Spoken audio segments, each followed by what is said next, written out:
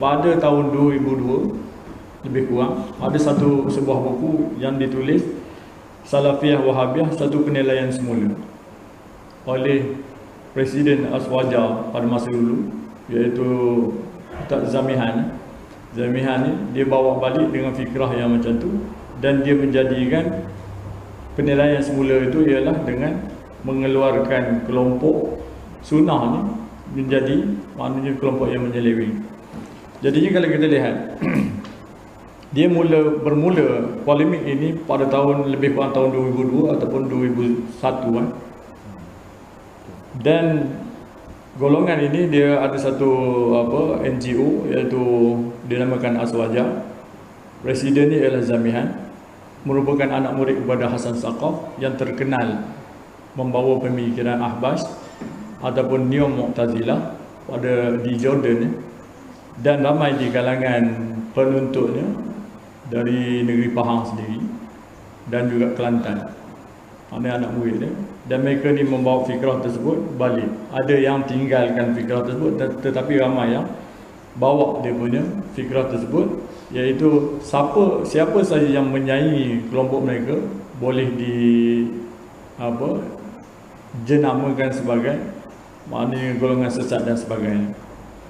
Dan naik presiden pula, iaitu Abu Syafiq ataupun Muhammad Rashid bin Alwi, yang belajar di Lubnan. Pada masa itu ia merupakan jam'iyah dia, persatuan dia itu ialah furu' kepada Al-Azhar. Jadi apabila diketahui oleh Al-Azhar tentang kesesatan jam'iyah ini, mereka diharamkan. Pada masa itu dia belajar sendiri dengan Abdullah Al-Harari, yang mana Abdullah Al-Harari ini pengasas kepada Al-Ahbas itu. Dia yang membawa maknanya fikrah tersebut lah. Jadi banyak penyelewengan yang dilakukan oleh mereka, tetapi maknanya dia cara pada penyampaiannya, cara itu macam betul, tetapi sebenarnya dia membawa pemikiran yang batil. Antaranya kalau mereka ini mendakwa biasanya berakidah dengan akidah Asy'ariyah Maturidiyah, tapi sebenarnya pemahaman yang dibawa Allah wujud bila makan dan sebagainya itu, slogan dia adalah slogan yang ada campuran antara Mu'tazilah dengan Syiah. Dan biasanya buku yang dibawa pun adalah berasaskan kepada Mu'tazilah.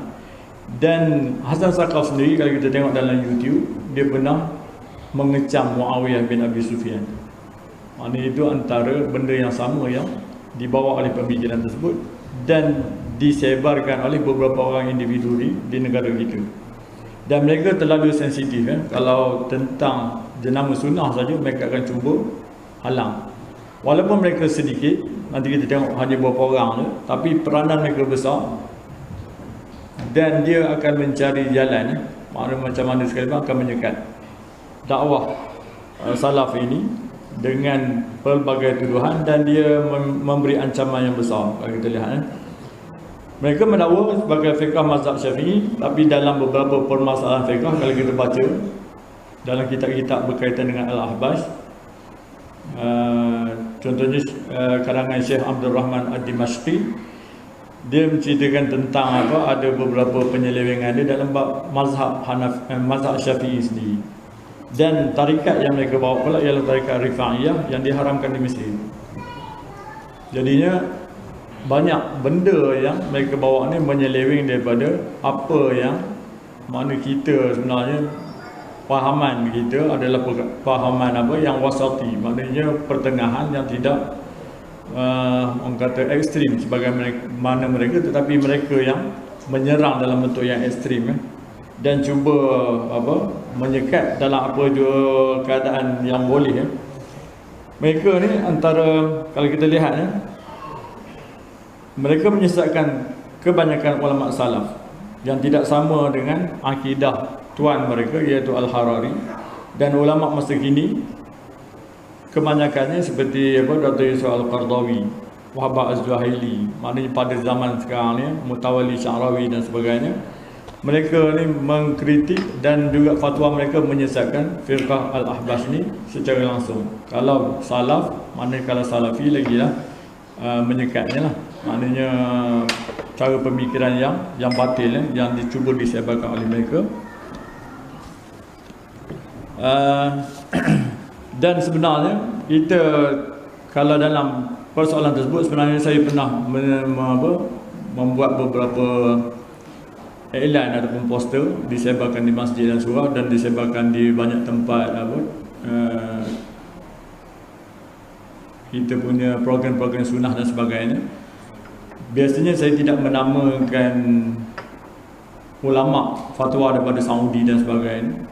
Lebih baik kita gunakan fatwa Mesir, fatwa Eropah dan sebagainya yang menceritakan tentang kesesatan mereka ni, sebab dia lebih boleh diterima dalam masyarakat. Dan alhamdulillah, ini kesan itu membawa kesan kepada banyak perkara, antaranya sekatan kepada Presiden Aswaja sendirilah.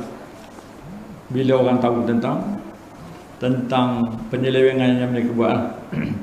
Jadi antara penyebar kesesatan Ahbas ini, kalau kita lihat, selain daripada Abu Syafiq Rashid bin Alwi, abang dia iaitu Faidur Rahim, saya pernah berhubung dengan Faidur Rahim ni. Rashid Alwi ni saya pernah duduk sebilik dengan dia,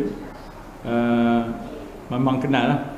Dan juga Hafiz Al-Bakani ataupun Alwi Al-Bakani ni, iaitu abang dia juga, dan pernah tinggal sebilik juga di Mesir. Saya pergi sana. Jadi bila mereka ni sebenarnya memberikan peranan yang besar, setiap program yang berjenamakan pada sunnah mereka akan buat poster pangkal. Sebab kalau saya cek memang daripada situ lah dia punya asal usul, mana tak perlu di tag jauh lah. Dan mereka menggunakan metod dakwahnya media sosial, Facebook terutamanya, ataupun blog dan sebagainya. Dan itu saja yang mereka lakukan setiap hari.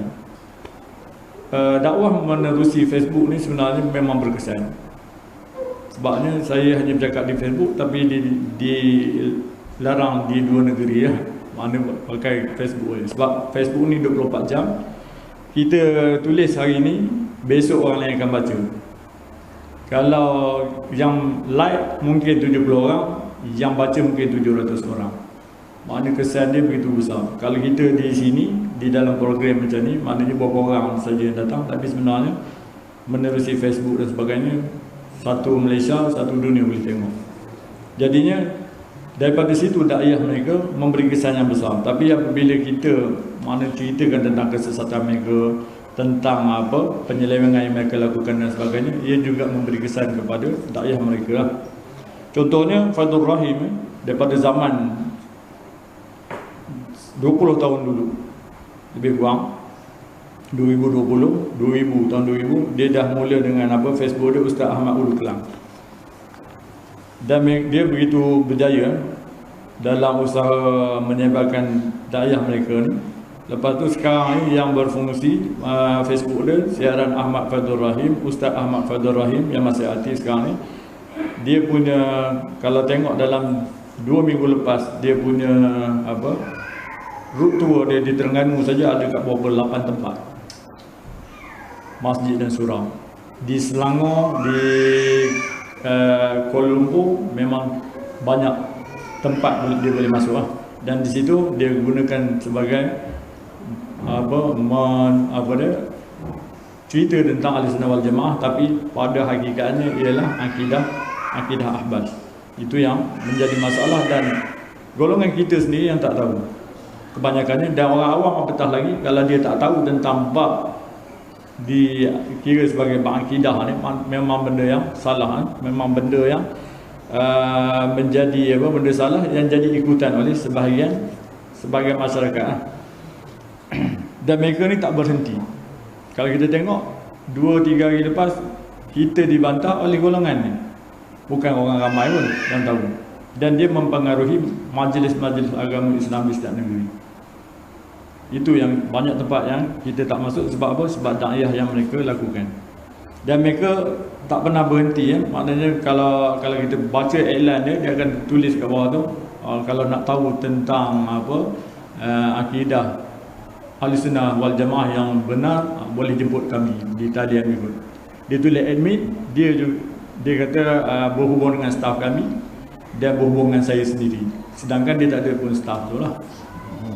Maknanya itu tahapnya. Kita yang ada staf, ada pejabat dan sebagainya, kadang-kadang kita tak menggunakan media sosial ni sebagai sarana untuk menyampaikan dakwah kita lah dengan lebih berkesan. Mungkin kita anggap benda tu biasa saja, tapi sebenarnya memberi kesan yang besar terhadap pemikiran masyarakat. Dan seterusnya kalau kita lihat, dia ada dalam banner biasanya dia akan guna nama yang berlainan. Contohnya Fadul Rahim ni dia tulis Ustaz, antaranya Ustaz Ahmad Al-Azhari. Ini taktik yang biasa digunakan oleh mereka dalam kitab-kitab mereka sendiri pun, dalam bab akidah. Contohnya kitab akidah dia akan tulis nama Abdullah Al-Harari itu, dia tulis Al-Hafiz contohnya. Orang ingatkan Al-Hafiz ni Imam An-Nawawi ke Ibn Hajar ke, tak tahu siapa. Tapi rupa-rupanya dia punya syekh. Itu bahayanya yang dia tulis dalam kitab-kitab dia, dan memang dipercayai ya. Ada sebahagian buku yang mereka tulis tentang tentang kesalahan tafsir Al-Quran di sebuah majlis agama negeri. Sebiji daripada penulisan Ahbas ni disebarkan, diedarkan di setiap masjid dan surau. Bahaya. Contohnya Hafiz ataupun Alwi Al-Bakani ni, dia pernah menulis khutbah untuk negeri. Jadinya pada masa itu memang menjadi satu kesan yang besar lah. Antara tajuk yang saya ingat lagi, ada qadi daerah panggil, dia kata, Ustaz macam mana ni nak baca ke buku ni, kitab ni, khutbah ni diedarkan di seluruh negeri Pahang, ancaman Wahabi. Itu yang ditulis lah. Tapi apabila mereka berjaya dikesan, mereka dipinggirkan. Dan sekarang ni Alwi Al-Bakani dia berada di Shah Alam. Dia ada pusat pengajian Islam dan pondok tahfiz Ar-Rifa'i, Tarikat Rifa'iyah di Shah Alam. Dan dia banyak berceramah, videokan ceramah dia dan disebarkan di seluruh negara lah. Mana orang yang baca, orang akan kata, orang yang tengok tu orang akan kata, oh ini antara benda yang betul lah. Tapi sebenarnya dia membawa da'iyah Ahbas. Dan buku-bukunya kalau kita lihat, saya nak sebutkan sikit sebab kadang-kadang ada di kalangan kita yang nakkan akidah yang benar tetapi terseleweng dengan fahaman Ahbas ini secara tidak langsung. Antara bukunya iaitu Syarah Akidah Mursyidah, penjelasan akidah Ahlussunnah wal Jamaah, tapi di situ banyak pendekatan Allah wujud bila makan lah. Dan disebutkan juga di dalam ceramah dia biasanya akidah Sultan Salahuddin. Jadi orang kita berminat lah, terutamanya kalau orang yang berminat tentang bagaimana Sultan Salahuddin membebaskan Al-Quds, maka itu poin penting ni. Ketika mana berlakunya pergolakan di Palestin, mereka akan masuk ke masjid-masjid dengan memberikan ceramah tentang akidah. Jadi orang anggap itulah akidah yang benar, itu masalah. Lepas tu dia ada soal jawab akidah muslimin, biasanya dia tulis kat situ University Al-Azhar. Jadi orang ingatkan akidah tu University Al-Azhar yang tulis lah. Sedangkan akidah muslimin itu karangan Abdullah Al-Harari. Banyak permasalahan yang wujud dalam bab akidah mereka ni. Antaranya mereka percaya yaqazah, boleh bersalam dengan Nabi di kuburan dan sebagainya. Lepas tu dia ada Mukhtasar Asas Fardu Ain dan Tasawuf. Ini juga akidah asal penulisan Abdullah Al-Harari, disebar luaskan di dalam di dalam pasaran buku semasa. Risalah Maulid Nabi dari kaca Ahlussunnah wal Jamaah, ditulis risalah je, harga pun dalam RM4 begitu ya. Tapi ditulis ni untuk menyokong risalah Maulid Nabi itu menurut dia punya fahaman. Lepas tu Isra' Mi'raj dari kaca Ahlussunnah wal Jamaah, begitu juga benda yang biasa ditulis, biasa dibaca setiap tahun oleh masyarakat, dan benda tu dijadikan sebagai rujukan utama dengan hujah-hujah dia kata Ahlussunnah ke atas Wahabi dalam Isra' Mi'raj tu sendirilah. Lepas tu dia ada buku yang lain, Darah Wahabi, menyikat kesesatan fahaman Wahabi. Darah Syiah, dia juga membongkar pengkhianatan dan kezaliman Syiah. Menyikat hakikat sebenar Hizbut Tahrir. Lepas tu ada buku yang terakhir yang saya dapat tahu daripada seorang penjual buku yang menerbitkan buku. Dia ada satu buku tentang Ibnu Arabi menyikat tabir fitnah. Buku ini dia tulis nama dia Fadlur Rahim di bawah tu, tapi sebenarnya buku itu dihasilkan oleh orang lain, cuma dia tampal, dia olah sedikit menurut apa yang disangka, dan itulah tasawuf bagi mereka. Dia cuba memenangkan pemikiran Ibnu Arabi yang berfahaman wahdatul wujud, maknanya ataupun hulul, maknanya Allah Ta'ala boleh masuk ke dalam ruh dia aku Allah, Allah aku, maknanya macam tu lah dia punya fahamannya. Dan Ibnu Arabi ini antara kesesatannya iaitu dia kata Fir'aun mati beriman, sedangkan jelas dalam Islam Fir'aun itu kafir, sesat, maknanya dia menolak akidah pada zaman Nabi Musa, lalu dikira kufur, mati dalam keadaan kafir. Bahkan bukan agama Islam saja yang mengatakan demikian, agama Kristian dan Yahudi juga menyatakan bahawa Fir'aun ini adalah orang yang kufur kepada Allah Ta'ala. Jelas di situ. Tapi bagaimana Ibnu Arabi mentafsirkan ayat tentang kematian Fir'aun itu dalam keadaan beriman dan sebagainya, dan dia dikira beriman. Jadi makna itu pemahaman yang begitu salah. Tapi inilah yang cuba disebarkan oleh Ahbas ini di kalangan masyarakat Malaysia. Maknanya satu benda yang batil yang perlu kita sampaikan, walaupun benda tu tak mendapat sambutan oleh sebahagian masyarakat, tapi dia memberikan kesan pengaruh yang besar bagi orang yang tidak ada basic pada agama lah. Yang belajar tentang agama ni tak ramai. Kita tengok kita sendiri lah. Tapi dia kesan orang yang tak belajar, yang nakkan agama dan sebagainya, kadang-kadang dia tersalah pilih, tersalah cekup, dia ambil sesuatu benda yang bersalahan